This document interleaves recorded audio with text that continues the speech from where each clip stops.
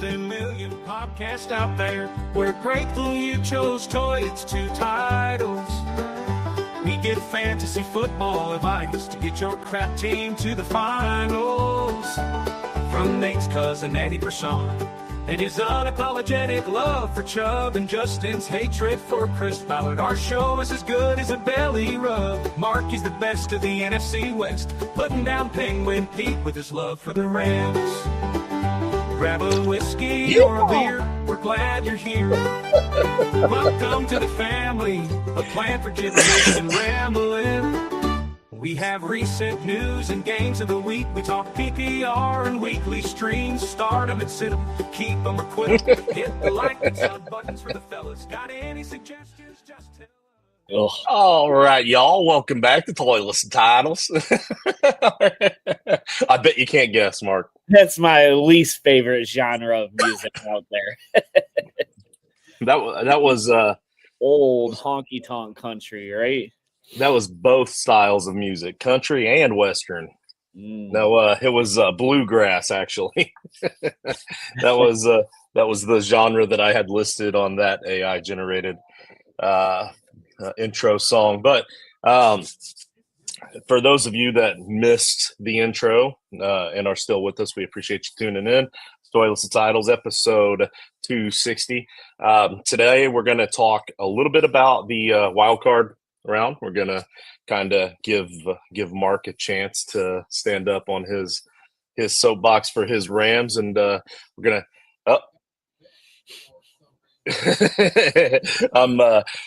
we'll definitely be getting to the bathroom board bets, David. Yeah, and in your mind, you're right 100% of the time, but I'm pretty sure Dina would argue that fact. But no, and then we're also going to preview this weekend's up and coming games in the divisional round playoffs.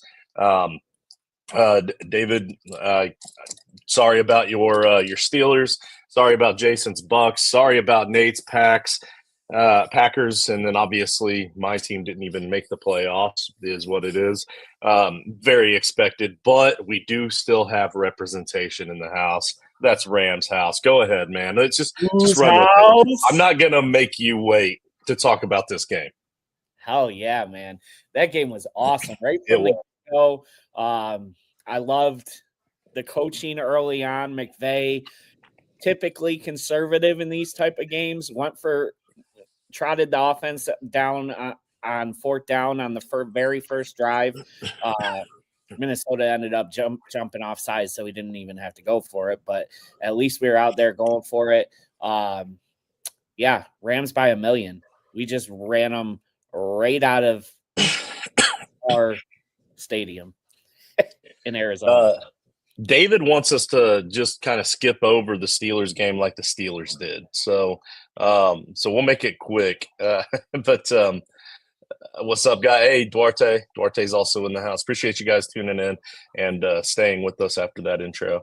But no, yeah, I love the Rams game. I believe all three of us chose the Rams to advance. So that and you're right, all three phases of the game. Pretty dominant. I believe you had stated last week on the show that the Vikings' previous opponents had laid out like the blueprint for how to get to Sam Darnold and how to beat him, and they followed that blueprint. 100%. So many sacks. Like I feel like they're still sacking him right now. Like Sam Darnold woke up this morning, he got out of bed, he went to brush his teeth, and he got hit by a Rams defensive end out of nowhere. So I feel bad for him. Not to spend too much time on it, but I think it's crazy. In a matter of 3 weeks, we went from Sam Darnold should be in the MVP conversation to where is JJ McCarthy? We need him now. Like, yeah. I mean, a little in between there. Like, I think it's a little bit in the middle, but I just think it's a crazy event. I'm mostly just wondering what Aaron Rodgers is going to look like in a Vikings uniform. We still have to complete that circle, right? Right. Like there's talks of him not being a Jet, and then there's talks of him being a Jet, and then talks of him not being a Jet. Like it's Brett Favre all over again. And then Favre, after going to the Jets from the Packers, went to Went to the Vikings. I mean, obviously it's not going to happen, but a guy can dream. We do have the bathroom board bets this week, but I'm going to hold that for just a little bit longer. Let's talk about some of these other games. Let's go ahead and finish up with the NFC. The Lions were on a bye in the NFC, so they await the Commanders, who beat the Buccaneers. I had the Buccaneers winning. Mark, you had the Commanders. Nate had the Commanders. And I felt like the Buccaneers played the better game in that game. I felt like they played the better defense. If it's not for that one botched exchange from Baker Mayfield deep in their own territory that the Commanders were able to capitalize on and get that touchdown, if not for that one play, I firmly believe that the Buccaneers had this game in hand by potentially 2 scores if you consider the momentum as well, and especially if they go down and score anything at all on that drive, even just a field goal. So, and I know that no game comes down to just one play, right? But that one play was pretty damn crucial. And the whole reason I chose the Bucs was because of the grit of Baker Mayfield. And I just didn't put enough emphasis on the OCD of the kicker to fix his hair 74 times before the kick and still nail it. Oh my! Nail the upright, right? It was a now you know why he was so damn nervous, dude. I was watching that. They didn't keep the camera off him. I was like, stop. It was making me uncomfortable how many times he was doing it. I was like, I was like, not a prayer he makes this field goal at this point. You saw him fixing his sock before that, right? I didn't see that. Yeah, he took his cleat off, and he kept adjusting his sock and kept adjusting. He put his cleat back on. He take it off. He readjusts. And so they say he has severe OCD, and he's had this for several years now. And like he does this all the time. Like this is just his routine. Like it's just a normal thing for him. But you're right. As a fan watching the game, you're like, this guy, he's going to get booed off the field. Like he's going to shank it by 40 feet, and then he shanks it and almost misses it. But evidently, that's just a part of his normal thing. And you know, we gotta love the people with OCD as well. But yeah, that was a little bit nerve wracking. Genesis, I've said all season they need to let Darnold go. He'll get paid somewhere by someone. I agree. The Jets would be hilarious. That would be funny. Full circle there too. Even if McCarthy isn't ready, and honestly, I'm not so sure that McCarthy is definitely the answer either, to be honest with you. But I think that offense is good enough that it's not going to take much to get them over that hump in the NFC. So yeah, McCarthy could be good enough situation. I don't think he'll ever be a great quarterback, but he's got the potential to be a really good quarterback in that in that offense. Hey, it is what it is. Hey, let's see, and I'm the guy. We'll see that on the bathroom board bets. Hasn't even snapped in the NFL. Well, I mean, one thing snapped. His knee, but no, we'll see in the bathroom board bets that I even called that McCarthy wasn't going to start a game this season, even before the injury. But to be fair, we were not banking on him tearing his ACL. Correct. I'm just saying that I'm being consistent with my opinion. Like I didn't think, even before the injury, I did not think he was going to have the opportunity to really start this season, because I felt that Sam Darnold in that offense with his play style was going to be a very serviceable and good quarterback, and they were going to get wins. Honestly, I did not see the season that we got from Sam Darnold. I'm not saying that I called that, but I am saying that I called Sam Darnold being good enough in that offense that he was going to keep the starting spot and they were going to win enough games to be competitive. I did call them to get into the playoffs with Sam Darnold. Obviously, again, didn't call only 3 losses. No way would I have ever thought that. But let's see, what else do we got here? So we've got, already went over Commanders against the Lions. Now we have the Eagles, who took care of business, and Saquon's very selfless act, taking a dive way early on that drive, where most people, at the very least, like I feel like most people like you and me would have been like, oh, touchdown, right? But at this point in the NFL, we've seen a lot of guys start to take dives, but they usually wait till they get to like the 2-yard line. That was the selfless part that I admired, because just like he said after the game, you never know what's going to happen. He might get a fourth of the way down the field and accidentally fumble the ball, or get hit awkwardly and fumble the ball, or he gets hit, or another teammate gets sideswiped on a block and or an illegal hit or something, and they get hurt. Like, the sooner you take that dive, the sooner you're mitigating all possible bad, negative things that could happen. So it was a smart play, very good play. So the Eagles move on to face who, Mark? The Rams. And Yeah. I'll tell you what, after watching that game, I feel a lot more confident than I was the last time we played them. Yep. Green Bay fumbled the opening kick, gave them a touchdown. Jared Love threw 3 interceptions in that game. And it was a 10. Did you call him Derek Love? What? Did you call him Derek Love? Did I? I think you did. I think that was a Freudian slip of Derek Carr and Jordan Love, because he threw so many interceptions. Well, maybe. But regardless, that fumble and 3 interceptions, and it was still, 10-3 game until late in the third quarter? Like, yeah. That offense definitely looked like Hurts took some time off. And did you catch Brown on the sideline reading a book during the game? Yeah. That's really when the game kind of opened up. After he made that big play, he went to the sidelines, he opened the book, he reads the book, and then they finally start to actually play football. So maybe that's it. Maybe we all just need to read self-help books, and we too can be successful in life. But that involves reading. And if you're one of my students, you guys already know that I don't like reading. That's why I'm a math guy. But you should read. It's good for you. AJ Brown proved that it's good for you. Don't do everything that stars and celebrities do, but if they're reading a self-help book, that's probably a good call. That book has become bestseller now. I'm pretty sure that one. I mean, I've even heard of that book, so I feel like that one was already pretty high up there. But I did see a report where they said that it was a bestseller. I feel like it already was at one point, and now maybe it is again. But he definitely helped, because like people like my wife, she'll see a book in a movie and pause it so that we can really focus on it and try to find out what that book was, so that she can look it up and see if it's something that she'd want to read. So a lot of people out there are like that it probably is a bestseller again. Do they have a movie of it so I don't have to read? Audiobook, maybe something I can listen to in the car on the way to work.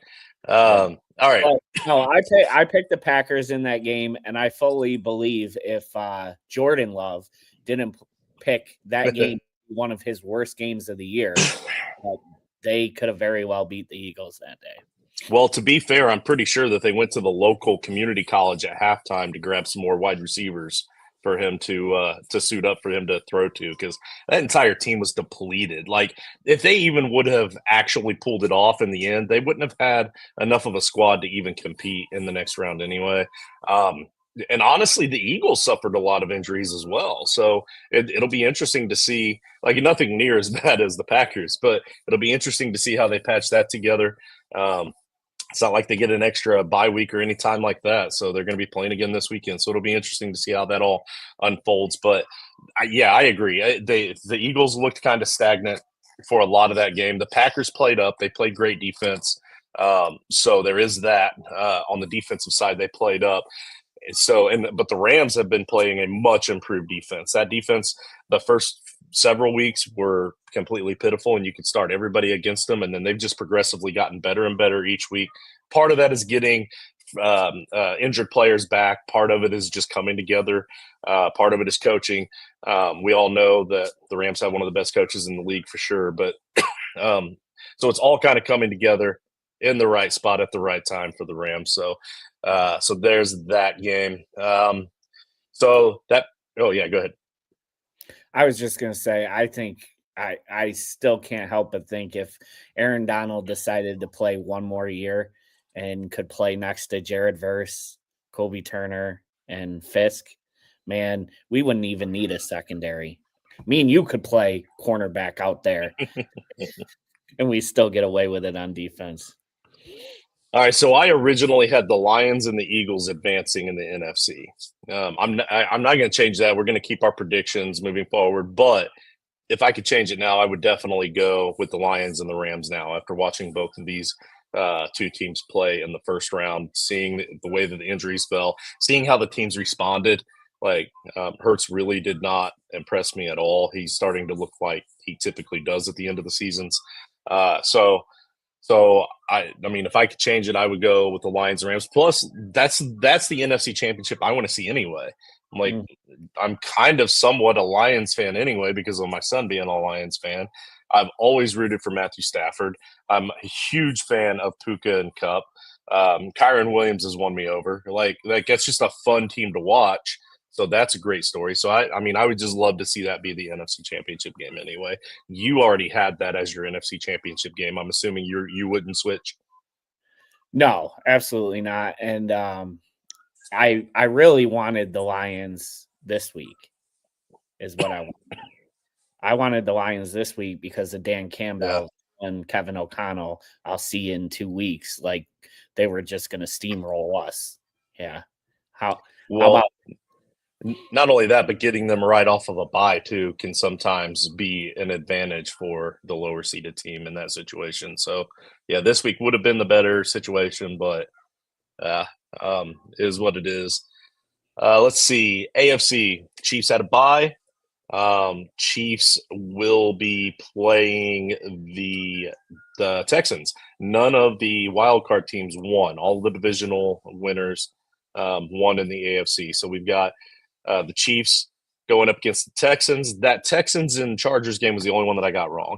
In the AFC, I had the Chargers winning, and very disappointed with the game that they put up. Like it wasn't anything like what I thought we were going to see from a Harbaugh-led, Herbert-led offense against that Texans defense, and the Texans defense played up. And they shocked me. They surprised me. I really did not think that the Texans even had a shot. I thought it was going to be kind of a blowout in that game. And clearly I was kind of wrong the other way. The Texans handled business. They move on. They face the Chiefs. Not really much else I want to talk about with that game other than Nico Collins is the real deal, guys. Like Nico Collins is a phenomenal player. And so is Brad McConkey.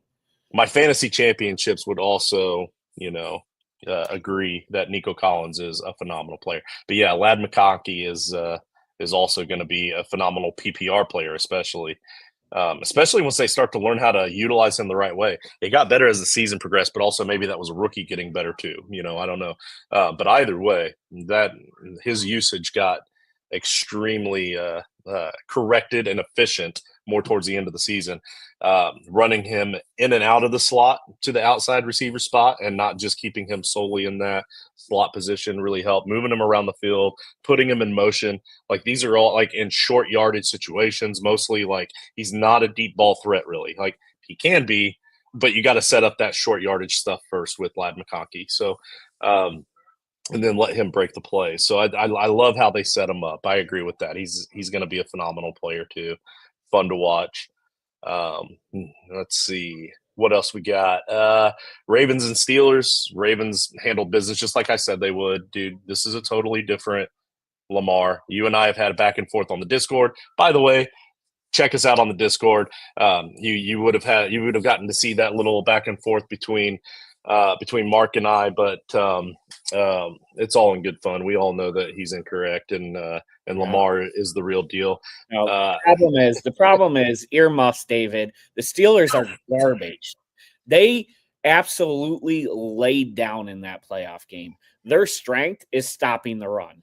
They couldn't stop Henry. They couldn't stop Lamar from running the ball the whole entire first half. I think it was the second drive of the game where Lamar took them down and scored a touchdown where he didn't throw a single pass the entire drive, and they scored a freaking touchdown. Like that, playing against Baltimore, you have to stop the run and make Lamar beat you through the air, especially when they didn't have Zay Flowers. And yeah, you can talk about how he was consistent throwing the ball, but he threw it how many times in that game? How many times? Let me pull that up real quick. As many times as he needed. Yeah, because the Steelers laid down. That is how you beat the Ravens. You make them throw the ball. He didn't have to throw the ball. He threw 16 completions in that game for under 200 yards. Under 200. Because that's what they needed. Henry had 186 yards rushing. I can promise you, Buffalo is going to find a way to win next week. And if Ravens can beat them, Lamar is going to have a good game. He had an average game outside of running the ball.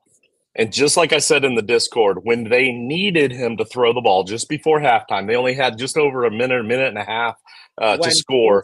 Drop back and prevent, just trying to, It doesn't matter if they drop back and prevent. He still has to be able to drop the. Okay, it's even more impressive that they're in prevent because that means they're playing against the pass. And he was 6 for 6, 82 yards and a touchdown. They got into the red zone and he completed 2 passes, one of them for a touchdown, which in the red zone is a shorter field. You can't play prevent unless you're playing in the freaking bleachers. How many NFL games do you watch where they every single time right before the half, the other team just marches right down the field because they're playing prevent defense, allowing short chunk plays?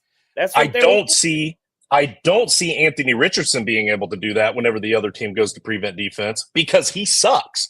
But Lamar is a really good quarterback, and he is accurate. No, a bad team. He was average for like the first 4 or 5 years of his career, and then everybody wants to say he can't throw the damn ball. The dude is efficient as hell. He's absolutely incredible. In the air, on the ground. He's got more passing yards than most of them. I think he still has more interceptions in the playoffs than he does touchdowns. Look it up. Hold on one second. Very close. If not, it's very close.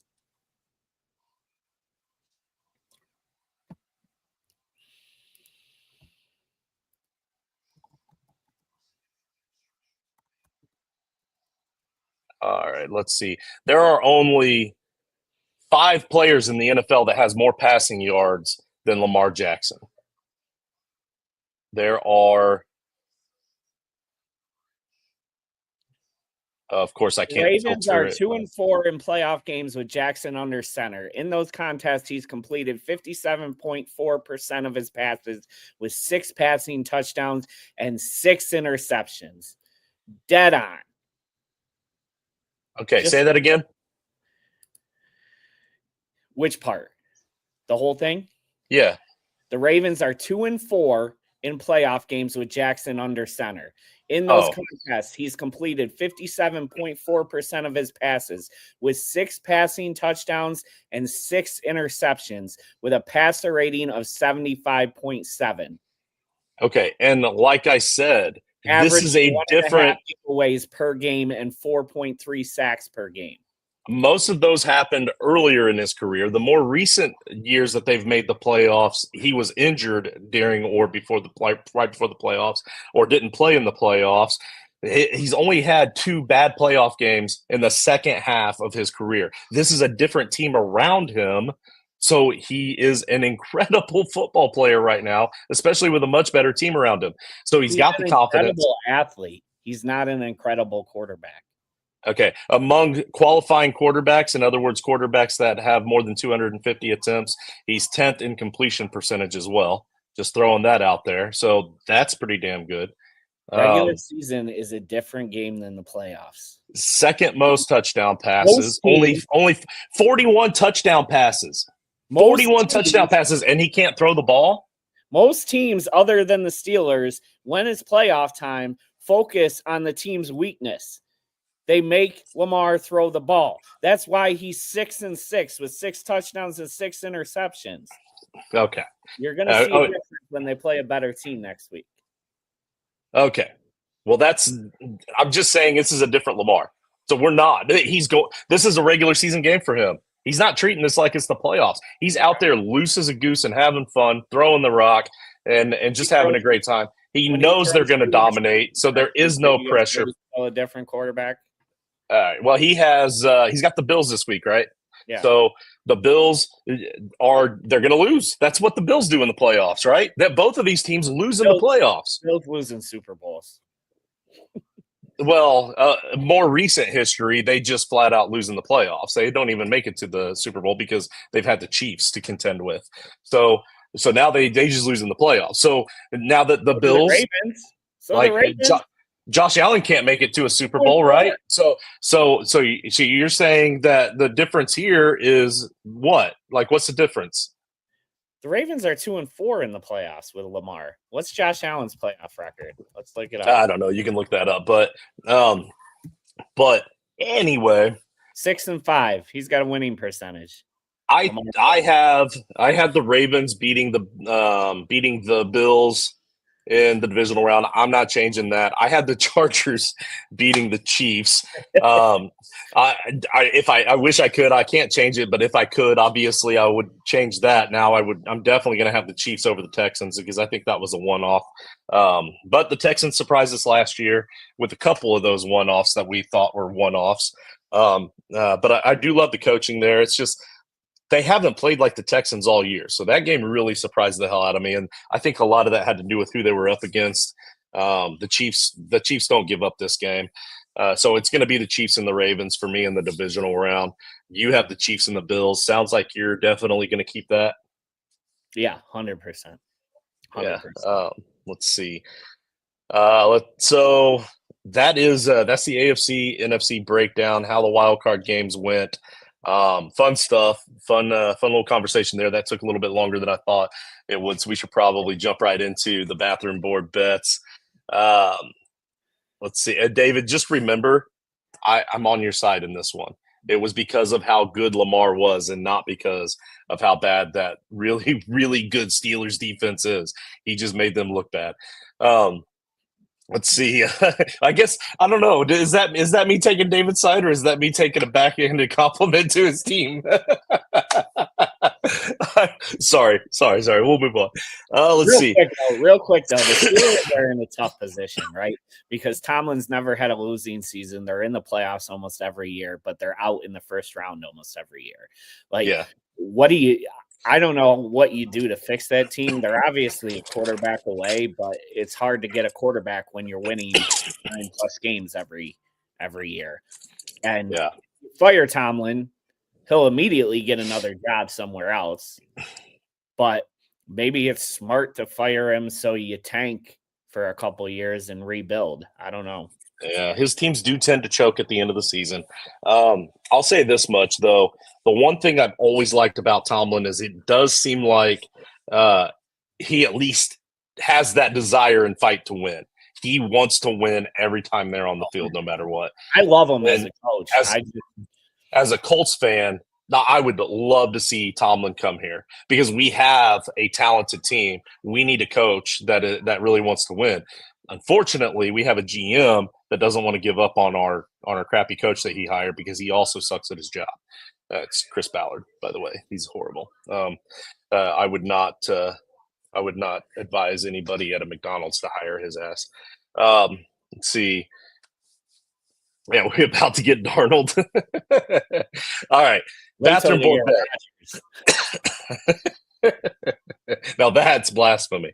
All right, the 2024 T2T bathroom board bets. I've got it up on the screen there. You guys are welcome to take a look at it if you can zoom in on your phones or iPods, or iPads, I guess nowadays is what they call it.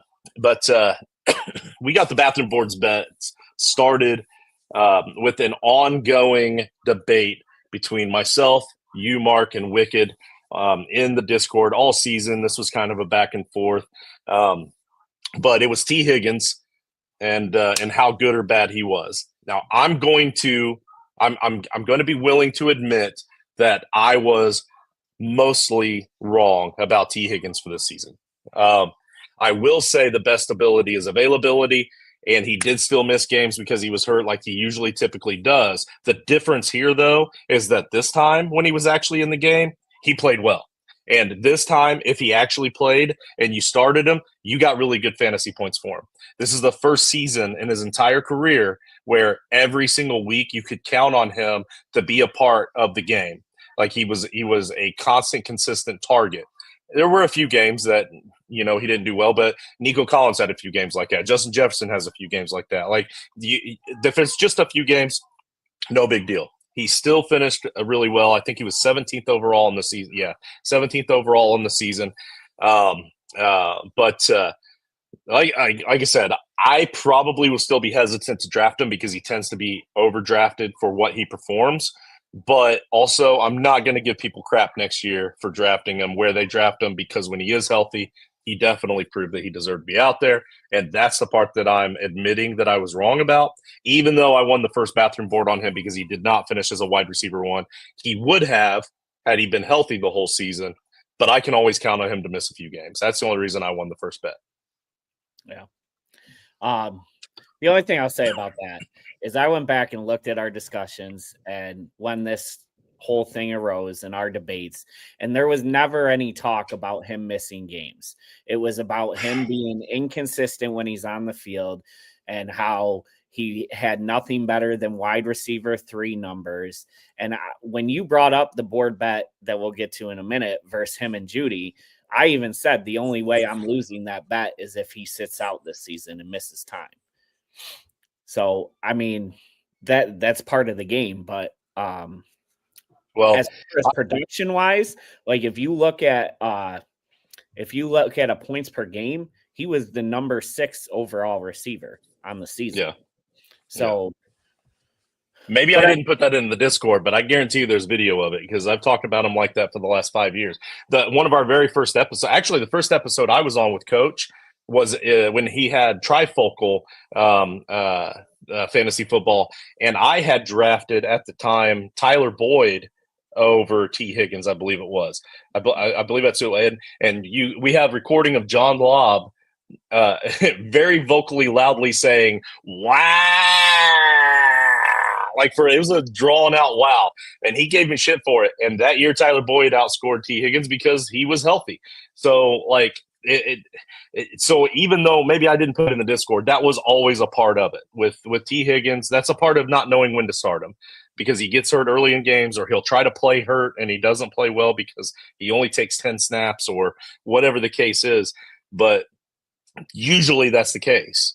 But Matthew Stafford was also dinged as being injury prone at the beginning of his season, of his career. And then the dude was an Iron Man after that. So you can't really count on that year in and year out. I'm the kind of guy, you guys know this about me. I'm a little bit more conservative in that. I want to see it before I trust it. Now I've seen it.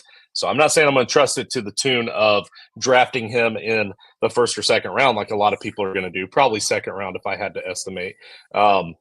Maybe first round, low end first round in PPR. We have to see how the draft goes. But I'm not going to draft him that high. But again, I'm not going to give you guys crap whenever you do because he did prove it.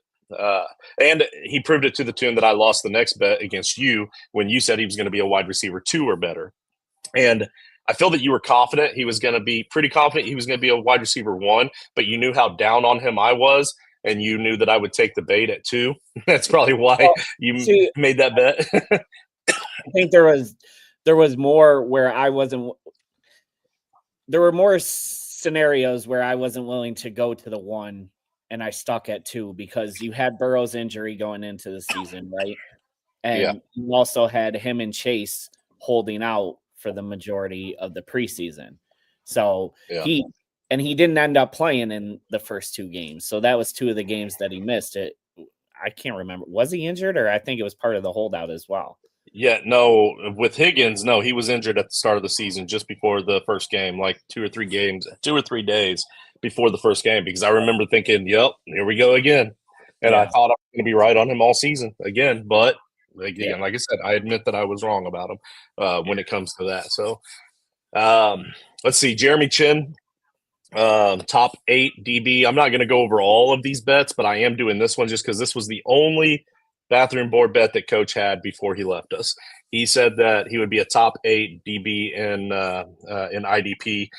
He wound up being the 11th best safety, and I didn't know what he meant by DB.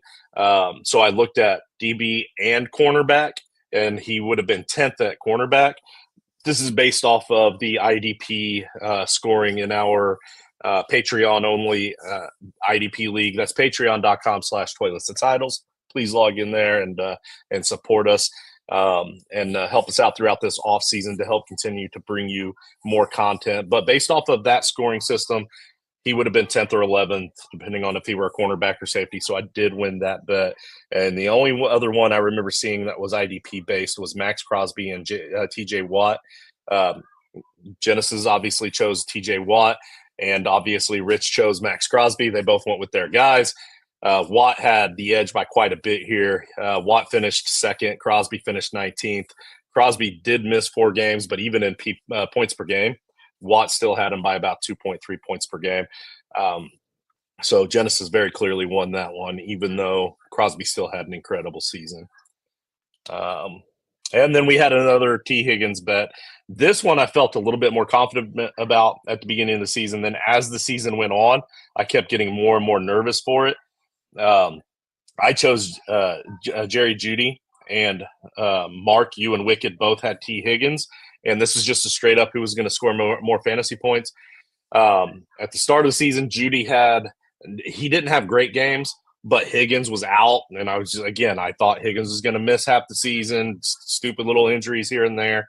Jeudy didn't need much. I thought even if Jeudy had 120 points, he was going to beat Higgins at the pace they were going.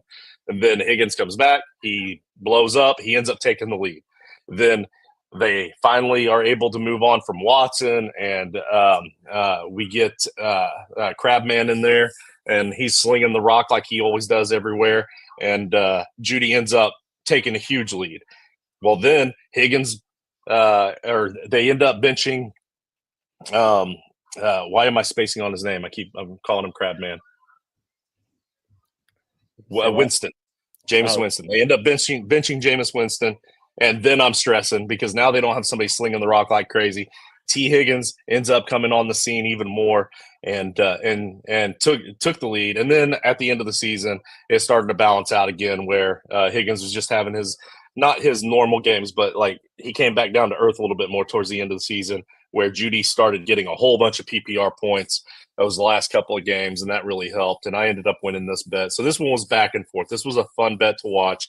And I felt vindicated that Jeudy at least is a very talented player. He wasn't in the right situation with Wilson in Denver. And I think he was at least able to prove that. If he has the right quarterback that can throw the rock, he's a very talented wide receiver. But he is quarterback dependent, which means he's not one of the greats. So I did feel a little vindicated that he was better than what people were giving him credit for, even though I was proven wrong about T. Higgins being better than I was giving him credit for. It kind of balanced out a little bit. Yeah. See, I'm completely fine with those kind of losses.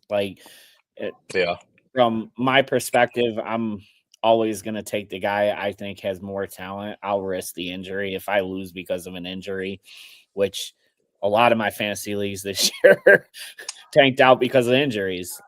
I'm fine with that. I mean, injuries happen to everybody. You win some, you lose some on those. Let's see. We don't really need to talk about most of these. I don't think. Some of them are pretty obvious. And let's see. This one was fun. The Panthers will be favorites over the Chargers in week 2. I'm the one that came up with that one because I felt like the Bryce Young that we saw towards the end of the season was the one we were going to see all season. And I kind of felt like the Chargers were going to come out looking flat and trying to run heavy. And with a run heavy, had they came out in week 1 super run heavy, that usually keeps the point spread low in Vegas because there's fewer possessions. They chew up more time per possession, so there's not as much scoring. So right there, the points are usually closer. And then had my thought process anyway here, it didn't happen, but my thought process was had Bryce Young played in that first game like he played at the end of the season, then maybe we're looking at a totally different point spread here. And I thought that they were going to be favored in week 2. It ended up Bryce Young looked pathetic in week 1, and the Chargers were looking pretty solid. And they ended up being a 5-point underdog. So I lost that one miserably. I pretty much gave Jason a free win on that one. Let's face it. That was a stupid bet. That was fun, though. If you see any on here that you want to talk about, feel free. I was just going to mention the ETN one. Yeah. I was super down on him at the start of the season. Like, I felt like his high finishes the years past were all volume based. And if you looked at yards per carry or yards after contact and stuff like that, like they were just super low for an upper tier running back. And it wasn't even that I thought was going to take over or anything. It was just like if he lost any of the volume he was getting, he was just going to drop. And that's what ended up happening. But I mean, what you put on the notes here is true. The Jags just completely flamed out too. So that I'm sure that played a bit of it. Yeah, and so my thought process on this one was, and that's why this is one of the few times you'll see where we add in points per game. I made sure to make that part of the bet for this one because ETN being a running back, I was worried about him getting hurt and you know, all that sort of stuff. So I threw that in on this one. Usually it's just a season-long bet unless somebody specifies otherwise. I specified otherwise on this one for that reason, thinking he would be RB10 or better because I thought, you know, that Trevor Lawrence wasn't going to be a very good quarterback anymore. And like people are going to start to see it, and he wasn't going to play very well. So they were going to have to rely on that run game. And then I also figured in Tank Bigsby as being somebody. I felt like he was going to come in and do something and play well, and they were going to be able to work in tandem, and you were going to see two backs back there. But ETN still getting the heavy workload. That's why I was pretty confident in this one. And then it turned out that Lawrence was so bad that they couldn't even run the football. They were throwing it by the time they were halfway through the second quarter every week because they were already 2 scores down. So they ended up finishing 37th overall. It was an embarrassing bet, I will admit. Let's see, Pacheco, RB15 or better. I mean, he got hurt, so this was a freebie for me. I don't know that he would have finished RB15 or better anyway, but he definitely likely would have finished better than Hunt, I would imagine. So it at least would have been close. It would have been a fun one to watch. Yeah. Let's see. Javonte Williams, F him. He's a dud. Yeah, top 26 or better. I was like, I mean, he only has to beat out like a handful of starting running backs. Like, yeah, he can do that. He ended up 30th. Keenan Allen or DJ Moore. Guys, never bet against me on DJ Moore. Like, I win so many bathroom board bets every year because of DJ Moore. Like, you guys, I don't get why you guys I hate Caleb Williams. I hate how they made Keenan Allen look this year. It was so brutal to watch. The end of the year, Keenan was coming on, though, whenever they got the new offensive coordinator. When they made that change, Keenan became a thing. So maybe it was the offensive coordinator. Maybe. More so than Caleb Williams. Or maybe the offensive coordinator came in and said, listen, I'm going to bench your ass if you don't start throwing it. I will never bet anything positive to the Chicago Bears franchise ever again. Like, all my bets will be players against Chicago Bear players. Rich, we've been talking about you a little bit. We got the bathroom board bets, and actually yours is the next one to talk about. We got Rich had Michael Mayer. I took Bowers. I don't know what he was thinking. I'll be honest with you. Like, I remember at the start of the season, he was saying something about how this is going to be like a Gronk and Hernandez situation. We're going to have 2 tight ends out there. We're going to dominate. And I think he was trying to, like, I don't necessarily think he meant to win this bet as much as he wanted to prove a point. Like, he thought that Mayer wasn't going to go away and Bowers was just also going to be good. But Mayer never came on the scene for him to ever go away. Like, so I didn't think this was ever going to be a thing, but I honestly, I wasn't expecting Bowers to be tight end 1, but Rich, thank you very much for the free bet on that one for sure. This is the one we were talking about earlier where I said McCarthy McCarthy will start by week 9. I said no, you said yes. in my mind, McCarthy was never going to start, but it says that he didn't start at all because of the injury. We already talked about this one. Would he have started by week 9? I don't think he would have, honestly, even without the knee injury, the way that Darnold was playing. Darnold was on track to get the starting spot in week 1. You think after week 9 or before week 9, they would have ever benched him in favor of McCarthy the way he was playing?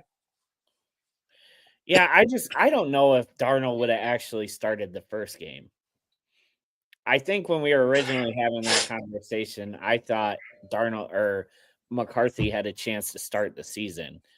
But you said he wouldn't even start by halfway through the season, so I took that bait.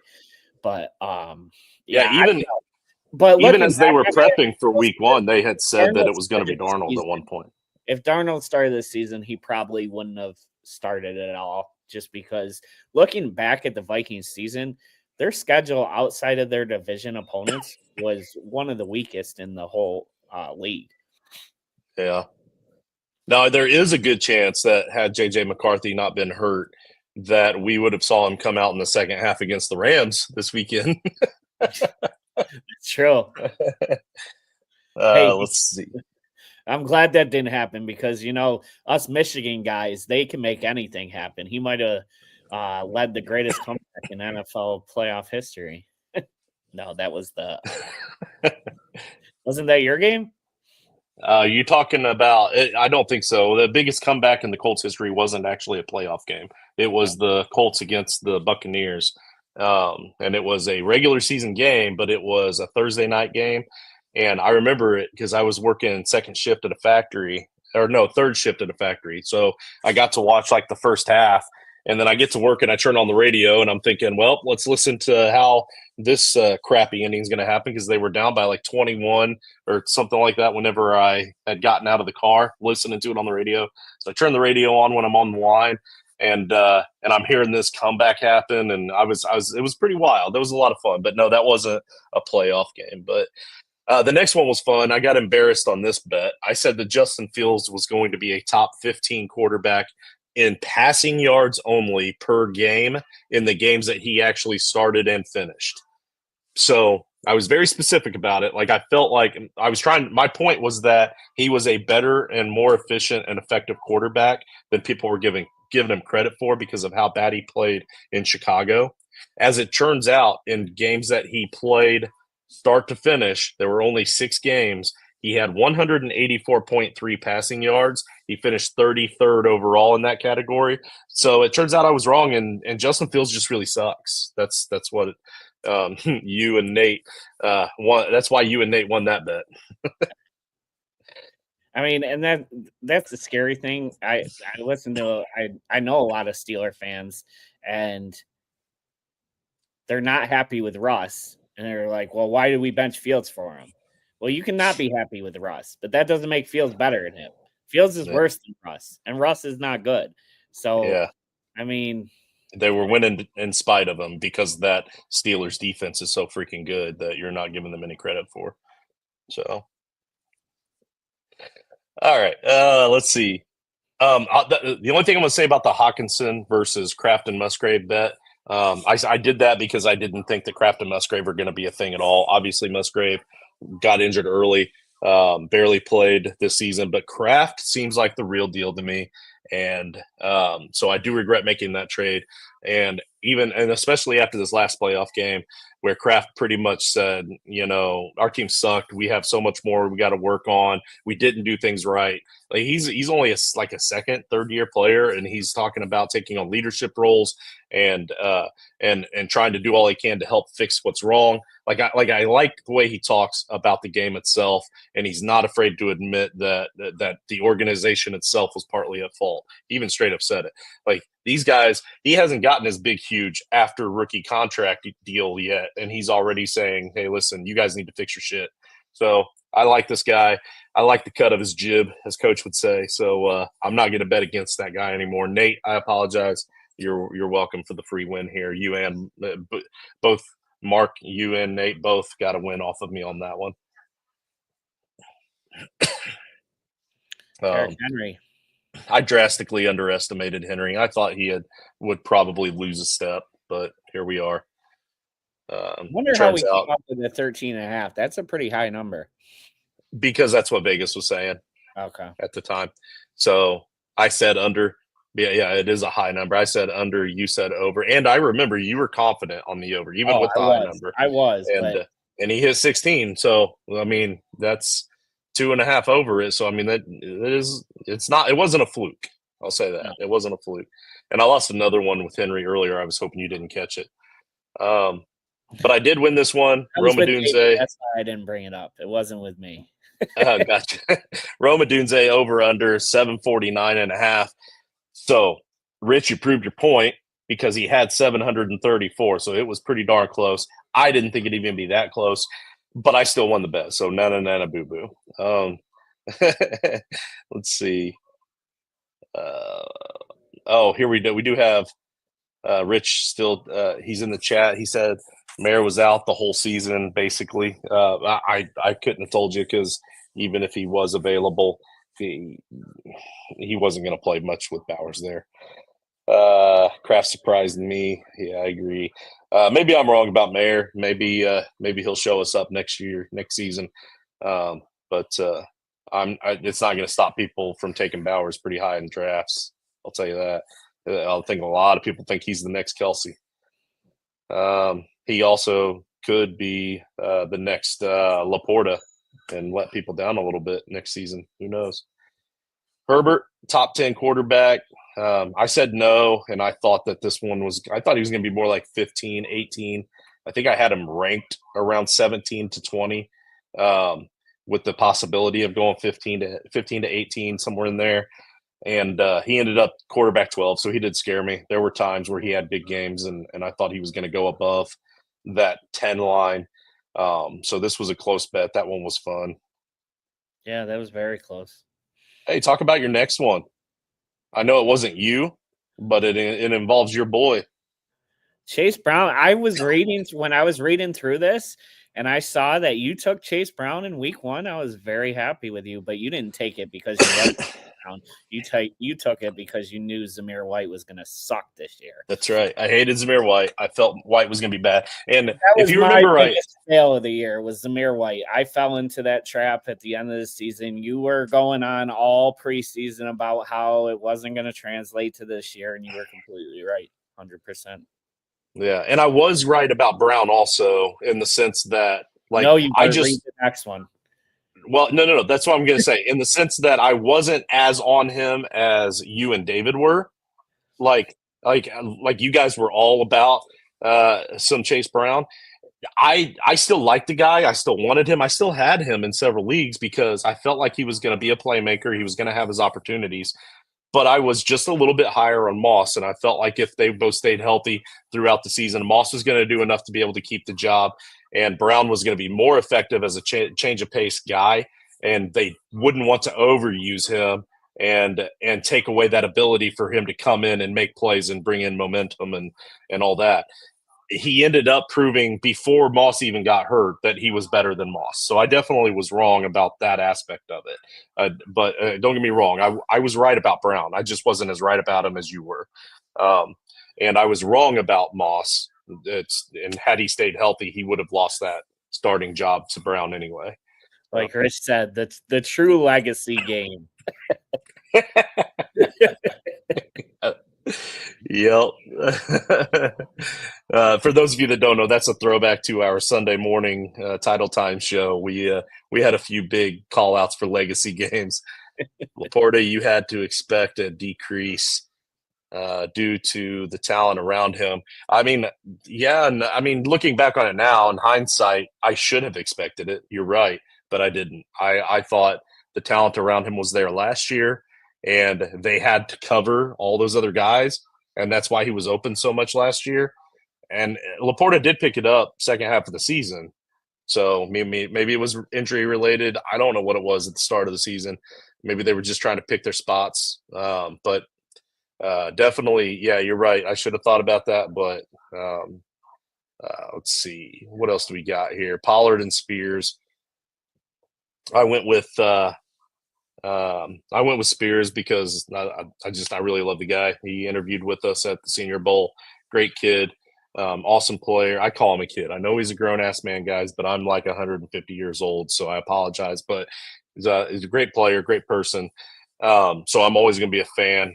Just may not necessarily take those bathroom bets anymore because Pollard also overperformed. And whenever, they both were hurt at certain times, but usually it seemed like Pollard was available a lot more throughout the season. So there's that. There was a fun bet that we did too. Week 1. This was a week 1 only bet. I skipped over this, but I had Brock Purdy, and Mark, you and George had Caleb Williams. And I remember this. This was week 1 of the Sunday morning start-sit show. What's that? I said, Caleb Williams again. What was I thinking? Well, he won you this one.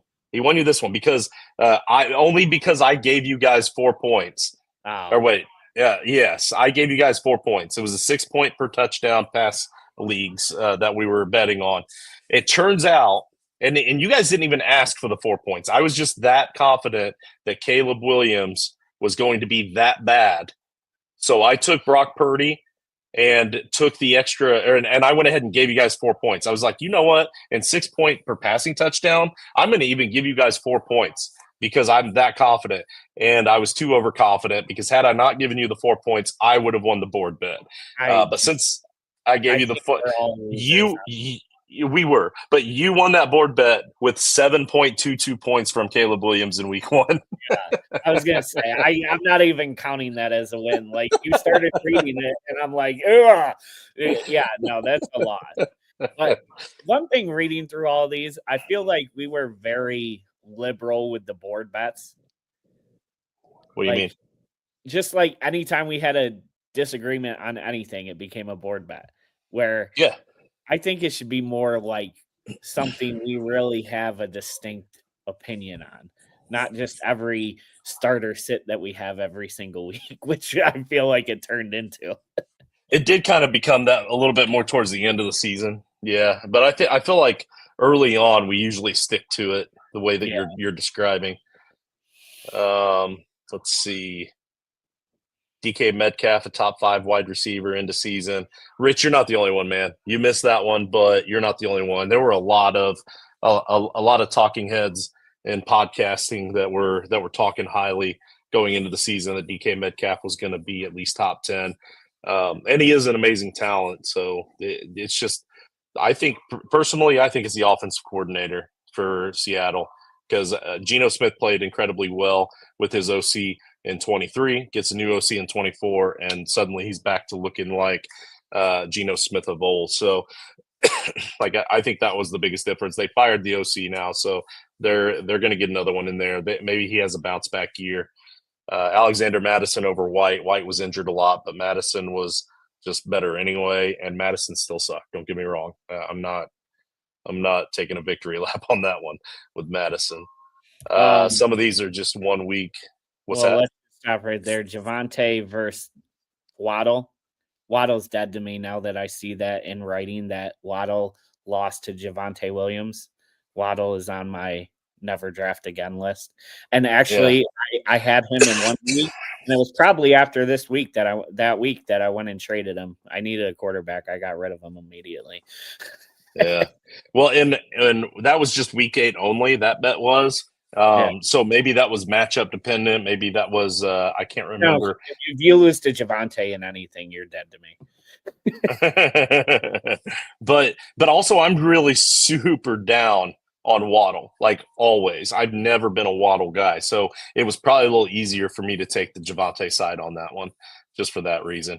Was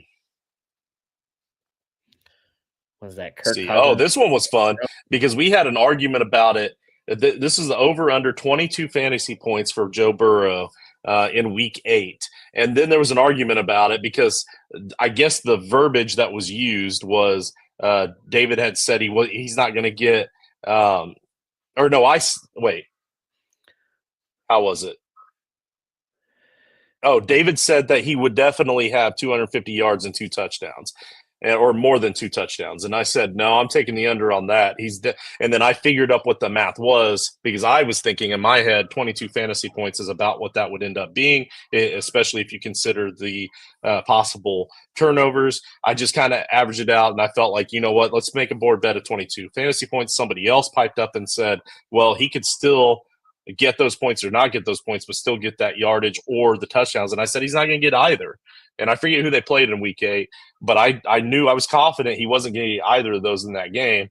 And so I said, you know what? I'm going to take the under on all of that. Less than 22 fantasy points, less than 250 yards, less than 2 touchdowns. And he ended up getting 234 yards, 1 touchdown, and he threw an interception. He got 14.86.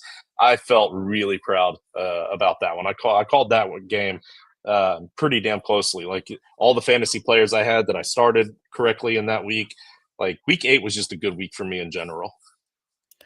Yeah.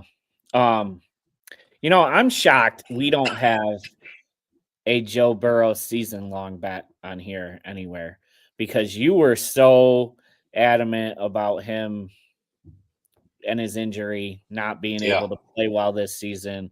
And I was on the camp that he was going to be fine. I even had Jamar Chase as my number 2 receiver overall in the season. Mm-hmm. He actually finished number 1, but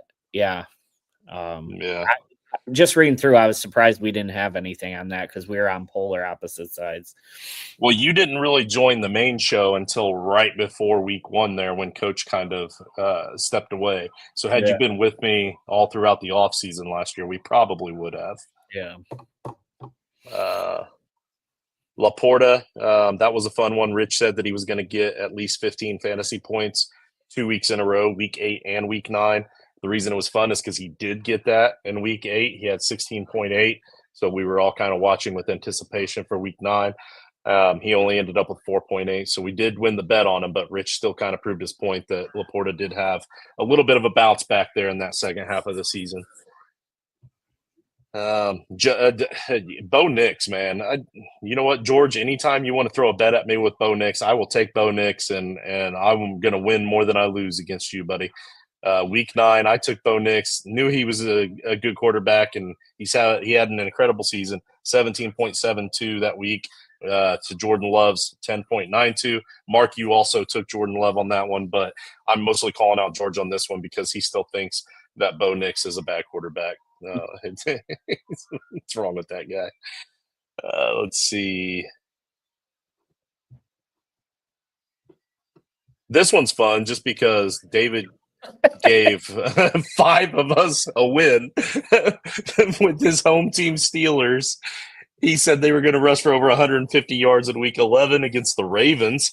We all said no. That was on the Sunday morning start-sit show. They had 122, so I'll be honest with you, they got a lot more than I anticipated they would. So I do remember kind of as the fourth quarter began, they had just over 100 yards, and the way the game was shaping out, I was like, you know what? If they go to prevent defense and they do a few draw plays, this could be close. So I was kind of sweating that. Najee had a great game. I remember that game. I was like, there's no way in hell. So kudos to you on that one, David. David said like 80 yards, 90 yards, and we probably would have said no. Right. Rich agrees with me. I think that was about the DK Metcalf thing. He agrees with me on the offensive coordinator. Ended up turning out to be the JSN. Absolutely. And touchdown called back. But even with that touchdown, that still wouldn't have been 15 points unless it was like a 50-yarder. So still close, though. Like you like I said, you proved your point on that one for sure. I'll give you that, Rich. Let's see. Any other fun ones here? Oh, this one was fun. If Ritter plays in week 50, I see what you mean. I see what you mean. By the end of the season, we were like, you know what? We're going to board bet everything because we made a board bet on Desmond Ritter and Danny DeVito's nephew. Yeah. So if Ritter plays, which he did in week 15, Rich and I took Desmond Ritter. And then Mark, you and Genesis David took DeVito. And my point was, I don't care who the other quarterback is. If you want DeVito, he's going to be that bad all the time, every game. I'll take the other quarterback. And I think your point was you don't care who the other quarterback is. If Desmond Ridder is the other guy, you're going to take the other quarterback every single time. Turned out they both had a bad game. But and I think Ridder DeVito got knocked out of that game, if I'm correct, with a concussion. probably. But that's right. It did, but it was late in the third quarter, and he already had 2 or 3 turnovers. Ridder had a touchdown, and he also had a couple of really long runs that bailed him out. But outside of that, he also had a really horrible game. So that was just a really bad bet all around. But I'll take it. I'll take it any win I can get over you guys. Yeah, I don't know. Anything else? That last one. The last two. So the last one was Mahomes and Winston. David and I took Mahomes, and Jason took Winston. And Mahomes had almost 20 fantasy points. Winston had almost 0. He had less than 0. That was the game that finally broke the back with Winston, and he went back to the bench. But the one before that was fun too. Tracy or Harris, Najee, PPR. I took Najee. Rich took Tracy. And I almost won, even though Najee only got 3.1. If he would have had 1 catch for 5 yards more, I would have beat his Tracy. I remember that game because I knew Tracy was going to have a bad game. I had him in a few leagues. It's into the playoffs at that point. I was able to drop him because I wasn't confident. I used him as a roster spot at that point because I knew he'd be that bad. And so I bet against him and still lost the bet because Najee was that bad. Yeah. All right. Before I reveal the winner here, do you want to talk about any more of these? Not really. I mean, a lot of these down here are just like they're just weekly stardom sit-em questions. Like, yeah, I don't even remember some of these, like Pollard or Brees in week 15 week 15. Yeah. Nick the Wick, thanks for tuning in. Appreciate you. All right. So the winner of the 2024 T2T staff bathroom board bet is actually, on a technicality, I'm going to give the win to Jason because in years past, and we're going to continue to hold true to this rule moving forward, technically you're supposed to have at least 10 board bets to qualify to win because we want you to be able to have enough board bets out there that you can't just go 3 for 3 and have 100% batting average and win the thing. So it's always been you need at least 10 to qualify. But Jason only had 9 board bets, but he was 7 for 9. So in my mind, if you give him one more board bet and he missed it, he would have been 7 for 10, 70%. I was next in line at 60%. I was 28 for 46. So I'm the one that gets snubbed here because I should have won because he didn't have 10 board bets, but I feel bad for it because his percentage was so high. I'm willing to give up the reign. I won it last year. I'm willing to give up the reign and let Jason take the title this year under the promise that, Jason, you will have at least 10 board bets next season. You give me that promise, and I'll let you have this title so that we can get more bets out on the board bet. Nate technically had the highest winning percentage at 80%. He was 4 for 5. But if you add on the 5 losses, had he made 5 more bets and he lost all those, he's only at 40%, and he would have been second half of this list. So I'm not gonna award the same credit to Nate for only having 5 bets out there. So technically, Jason won. I got second. It would be George third-ish. No, because he only had 7. He only had 7 board bets. If you add 3 more losses to him, he's only right there with Nate at 40. So I can't really give him third even. We can give David third. He was 8 for 15 at 53%. Just behind that at almost 52% was you, Mark, at 15 for 29. Rich had a qualifying score. He was 6 for 16. And then Wicked only had 3 board bets. He was 1 for 3.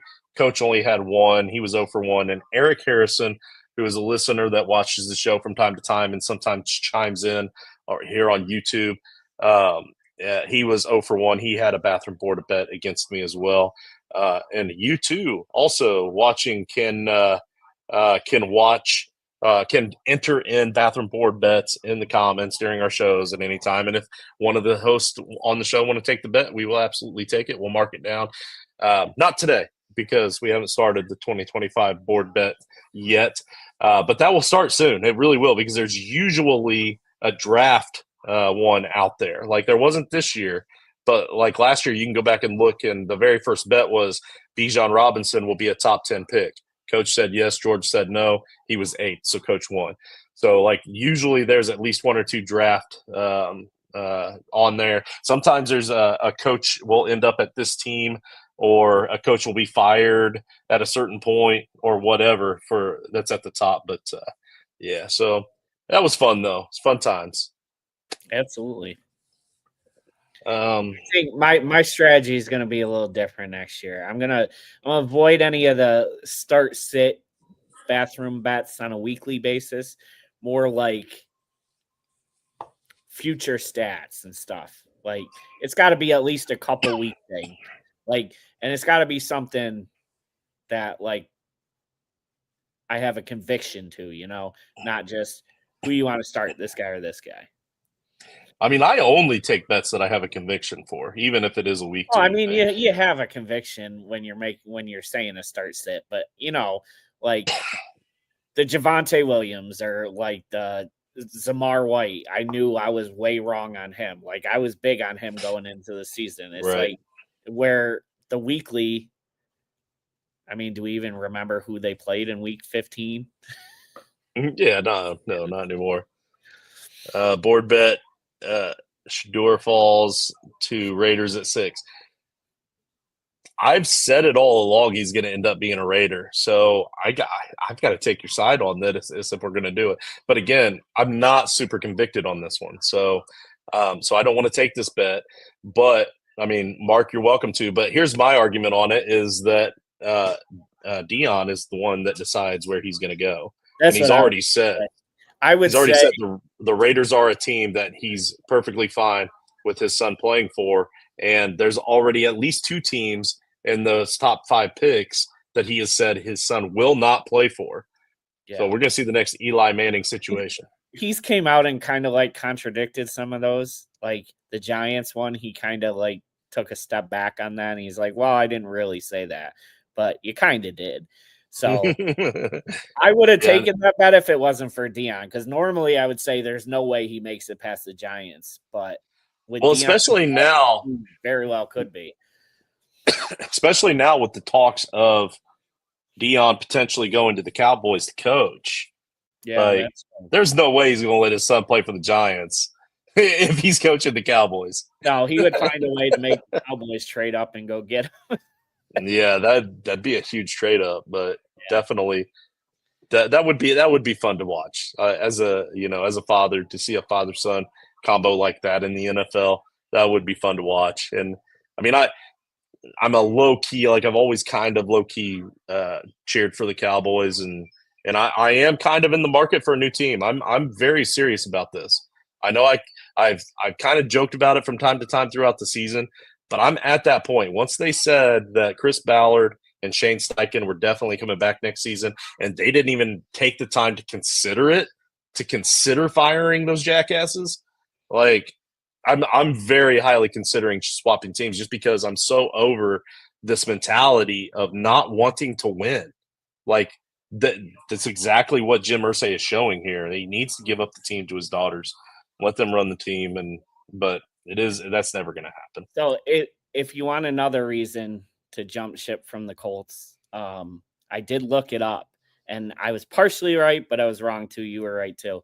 The Colts are involved in the greatest comeback in NFL history, and it was the game I was thinking of, but it wasn't a playoff game. It was against the Vikings. They were down. The Colts were up 33-0, and they lost to the Vikings 39-36 in overtime. The reason I remember that is because before that game, I used to be able to say I was at the greatest comeback in NFL history, because I was at the Bills-Oilers playoff game when the Bills came back from 35-3, I think it was. So after that game, I can no longer say that. Yeah. Oh, he says I didn't say they would pick him. So he's saying the Raiders, he falls to the Raiders. He's not necessarily saying they're going to pick him, but he's saying that Sanders at least falls to number 6. Wow. Oh, wow. Now that's juicy. Yeah. Yeah. If he falls to 6 and they pass on him. That would be crazy. Then Dion would definitely go coach in the NFL just so we can beat the Raiders. Yeah. Which, I mean, he hasn't really proven that he can win yet. That's a horse of a different color, right? Join us next week when we're going to be breaking down the divisional round playoffs. We're also going to do a preview of the conference championship games. Mark and I, and maybe Nate, if he can join us, if he can ever get back on here, we will talk. Wait, where are you?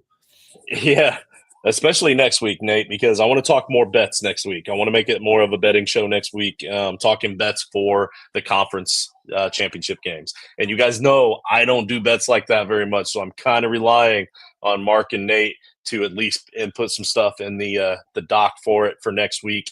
Some over-unders and some yardage stuff, the things that tickle Mark's fancy. I was just going to say, I'm glad we didn't talk about bets this week and go over my bets from last week because I was wrong on everything. Lamar interception didn't happen. Cooper Kupp over 44 yards didn't happen. Steelers within 9.5 didn't happen. Under 43, it was at 44. Buffalo over 47. I think it got to 39, like that. I was wrong on everything. Now I did make a little bit of it back betting some live bets, and I did have the Commanders. I didn't have that on here, but I did bet them. So it wasn't. So you're saying that. So you're saying I actually did better than you? Yeah, because you went opposite on the Lamar thing, so that's one. All you had to do is get one right. Well, really, I went opposite of you on the Ravens covering the 9.5 and the Pittsburgh and Baltimore. I had over 43.5. That's crazy. That was 44. Yeah, you got to be a Lamar believer, man. Just join the dark side. I promise. It's happier over here. Yeah, not gonna happen. All right. Well, hey guys, I can promise you that one. So we're up to 45 live viewers. We appreciate you guys sticking it out with us and staying tuned in this long. Thanks for the comments, and we appreciate a great season, but we're not done yet. We got a couple more weeks of NFL football to talk about. So you know what? Your reward for sticking it out with us this whole time is you get this bluegrass music outro. Can I leave? Hi. We have recent news and games of the week. We talk PPR and weekly streams. Start them and sit them, keep them or quit them. Hit the like and sub buttons for the